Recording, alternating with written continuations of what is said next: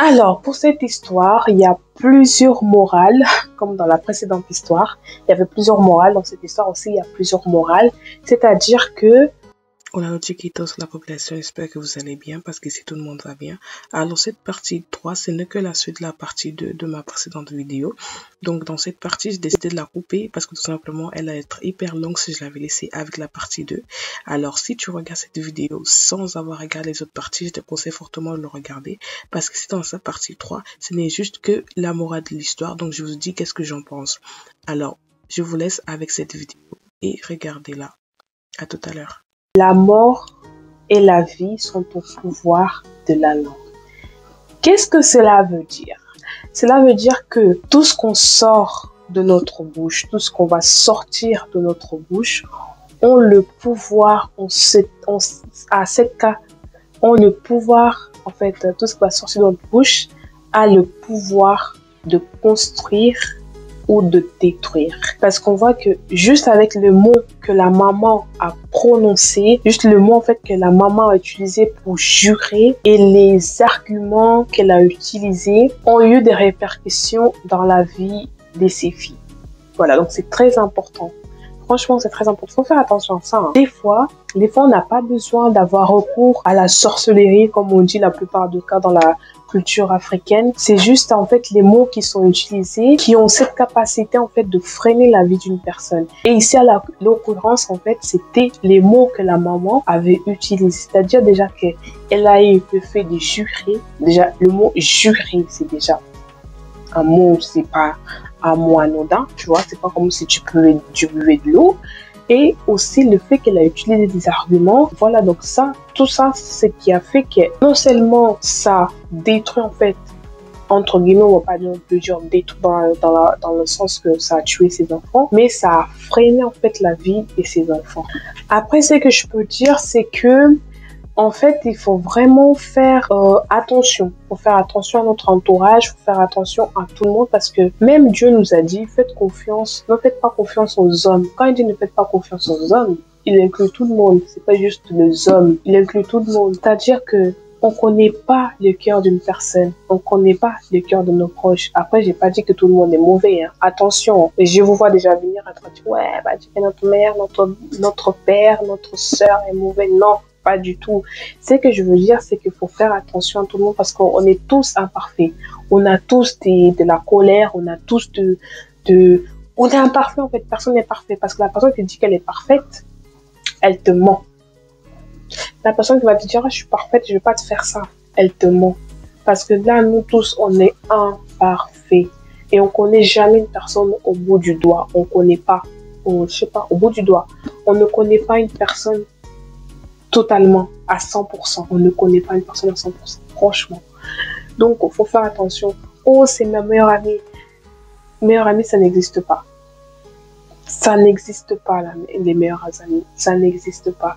Oui, dans la Bible, on dit il y a des amis comme des frères. Oui, c'est vrai. Mais dans ce monde où on vit, c'est très, très, très, très rare d'en trouver. Et si tu en trouves un, garde-le bien précieusement. Juste pour vous dire, il faut faire vraiment attention parce qu'ici, à l'occurrence, on parle d'une maman. Ça peut être aussi un papa. Ça peut être aussi des sœurs. On a déjà entendu beaucoup des trous des sœurs où la sœur a piqué mon mec, où la sœur m'a empoisonné, où la sœur a fait ça. On connaît toutes ces histoires-là. Donc là, c'est vraiment une maman. C'est-à-dire que une maman, quoi. Vous voyez quoi? La maman des mamans. Donc, c'est pas la maman belle-mère, c'est la maman. Donc, c'est encore plus touchant quand tu découvres que c'est ta mère qui est derrière tous tes malheurs, en fait. Tu vois ou pas? Donc, juste pour vous dire, il faut faire attention à tout le monde. Il faut faire, même avec la personne avec qui tu as grandi, même la personne avec qui tu bois de l'eau, même avec la personne avec qui tu vas aux toilettes, même avec la personne que tu veux, je sais pas, moi, peu importe.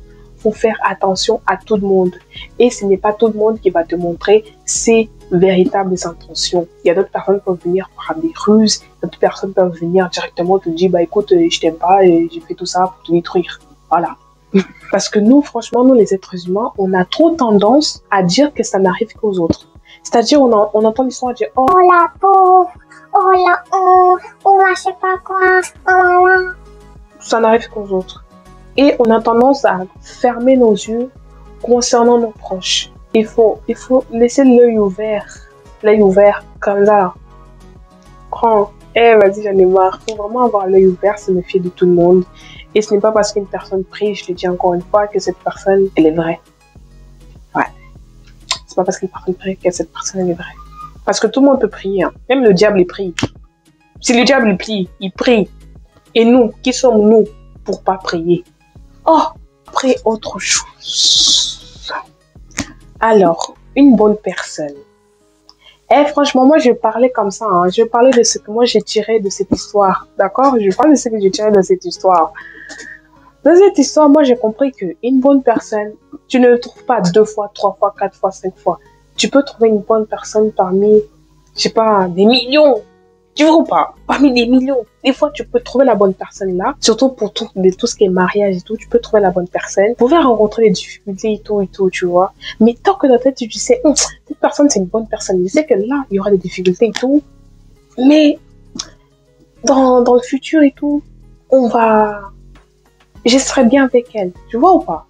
Voilà. Donc, dès que vous savez c'est une bonne personne, dès que vous savez que ouais, cette personne c'est comme ça, comme ça, comme ça, comme ça, certes là je vais rencontrer des difficultés, certes là on va se battre, je sais pas pour combien de temps, mais je sais que plus loin, dans le futur, dans le truc, ça va marcher. Il faut être des visionnaires.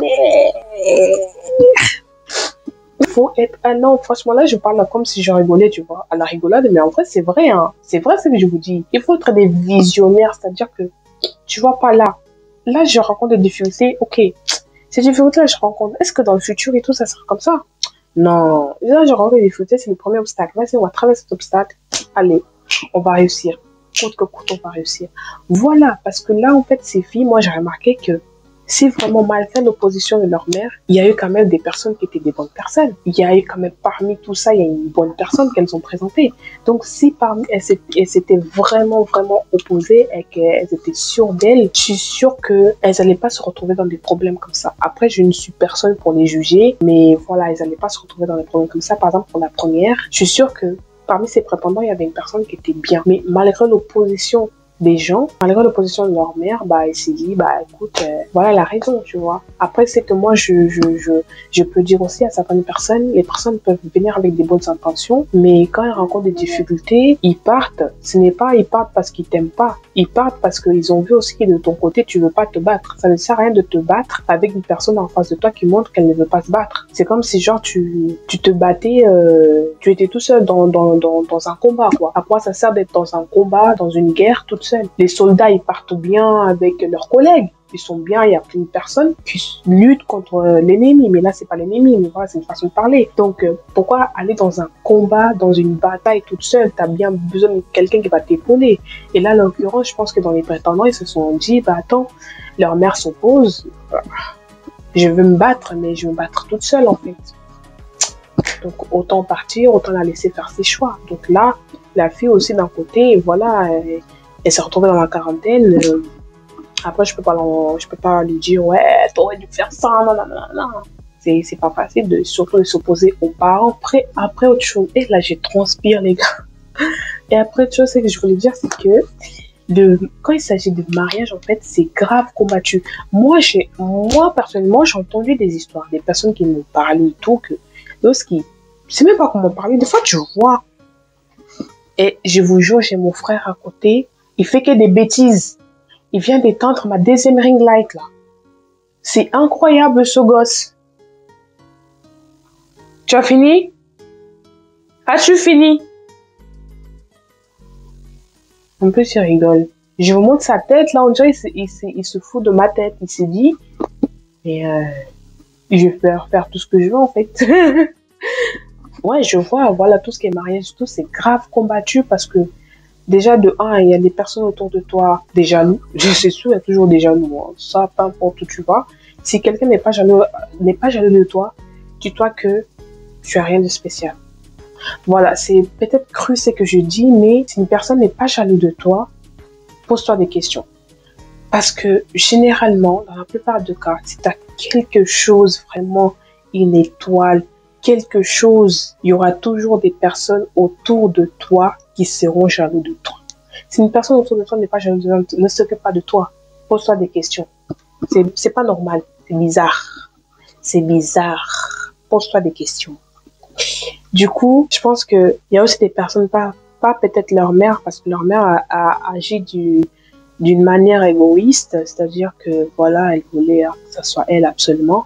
Mais je pense aussi que parmi ses amis, parmi les amis de ces filles-là, il y en avait aussi qui voulaient être à leur place.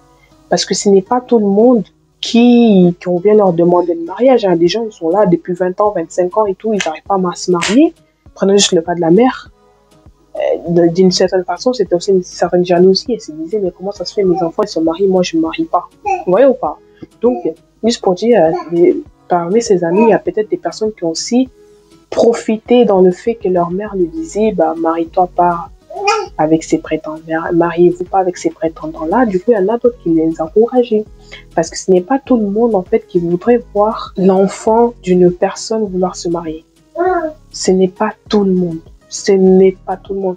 Parce qu'ils peuvent dire, attends, j'ai mon fils à côté, il est dans un mariage, ça se passe pas bien. Toi, ta fille va se marier comme ça, là. Ça se passe pas bien. En plus, je vois la personne, elle est bien. Elle va aller dans une famille bien. Pourquoi moi, je vais te laisser marier ta fille ou ton fils? Il y a des gens, ils sont comme ça. Il y a des gens, même pour tu donnes de l'eau à ton enfant, ils sont déjà jaloux de ton enfant. Parce que tu as donné de l'eau à ton enfant. Vous voyez un peu le degré de jalousie, le degré de haine, le degré de méchanceté.